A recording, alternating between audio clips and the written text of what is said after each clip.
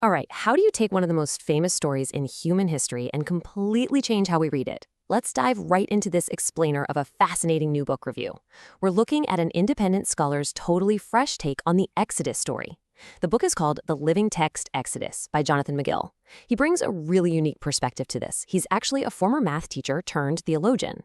This review breaks down his pastoral academic commentary, and honestly, whether you're a longtime theology student or just someone curious about how ancient texts get interpreted today, we have got a ton to unpack here. Now, what is absolutely wild about this review is how it distills McGill's massive 300-page thesis into one explosive sentence. Seriously, look at this. God's systematic campaign to reclaim sacred space from hostile spiritual powers. McGill is totally redefining Exodus here. He argues that we really shouldn't view it as just the simple, localized escape story of the Israelites leaving Egypt. Instead, he frames the whole thing as a unified, cosmic battle. It literally transforms the text from a historical travelogue into a full-blown supernatural war story. So to unpack all of this, we're going to explore McGill's unified thesis, highlight his best textual discoveries, examine his specific theological lenses, discuss where the reviewer says he maybe falls short, and finally, deliver the ultimate recommendation. Let's jump in. Starting off with part 1, reclaiming sacred space, moving from disjointed to unified. You know, usually we tend to treat Exodus like it's 3 separate stories, just kind of loosely strung together, right? First, there's a liberation, then a law giving at Sinai, and finally, this long sanctuary building project. But McGill, he turns these 30 chapters into one continuous, highly logical campaign to reclaim holy ground.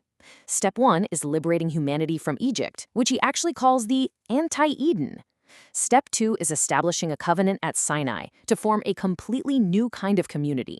And step 3 is planting what he calls a new creation beachhead out in the wilderness through the Tabernacle. It's really one unbroken theological argument, moving straight from cosmic slavery to divine dwelling. Moving on to section 2, let's look at some literary and exegetical highlights and see the text anew.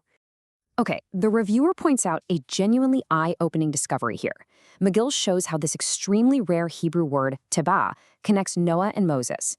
And I mean rare. This word appears almost nowhere else in the entire Hebrew Bible. Think about it. Just as Noah's Ark, his Tebah, preserved humanity's future through the chaotic floodwaters, Moses' basket, his Tebah, preserved Israel's future through the deadly waters of the Nile. McGill makes a super persuasive case that this is intentional literary architecture. It's not just some random shared folklore coincidence. And, you know, his keen eye for structure doesn't stop there. He notes that in the later chapters, the ones detailing the tabernacle's construction, the specific phrase, "as the Lord commanded Moses," appears exactly 10 times in a single chapter. 10 times! Now, this isn't just scribal tedium.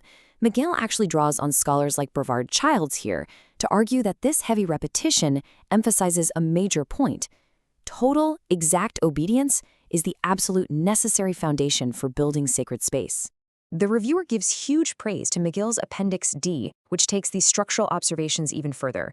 McGill basically catalogs all these specific textual parallels between the Genesis creation account and the Exodus tabernacle construction. We're talking 7 divine speeches, Sabbath brackets completely enclosing the narrative, and divine rest being the ultimate goal. He's arguing that the Israelites weren't just putting up a tent. No, they were literally participating in a new creation event, reordering the entire cosmos right around the divine presence. Which brings us to section 3, the divine council framework, and this idea of a cosmic conflict. To fully grasp McGill's take on the Exodus story, especially those famous plagues, we really need to understand the theological framework he's working with. He leans heavily into what's known as the divine council worldview. Now, this is deeply indebted to the work of scholar Michael Heiser. Basically, this framework emphasizes a literal cosmic conflict. It operates on the idea that hostile spiritual powers actually govern the rebellious nations, and God is actively reclaiming his authority from them. McGill uses this exact lens to explain the supernatural stakes of the whole Exodus narrative. He elevates it from a mere human political struggle into a massive divine turf war. So looking through that lens, McGill shows that the 10 plagues weren't just random magic tricks designed to show off. Not at all. They were targeted, systematic assaults working right up the hierarchy of the Egyptian pantheon. Every single plague was a direct strike on a specific domain of an Egyptian god's authority, and it all culminates in the 10th plague, which strikes at Pharaoh's own claim to divine sonship. It is a wildly fascinating way to read the narrative. Though, as the reviewer fairly notes, it really does rely heavily on you accepting this specific worldview from the get-go. All right, let's pivot to section 4, theological blind spots, or where the argument strains a bit. Because as an impartial reviewer is quick to point out, every ambitious commentary has its limitations, right? A really major piece of context here is that McGill proudly writes from the Wesleyan Arminian tradition. This is a framework that heavily emphasizes human free will and the belief that God's sovereignty works responsively with our choices. And McGill beautifully highlights God's covenantal providence using this lens. However, it does lead to a pretty significant clash when he deals with one of the most notoriously difficult passages in Exodus, the story of God hardening Pharaoh's heart. The reviewer very fairly points out this theological tension.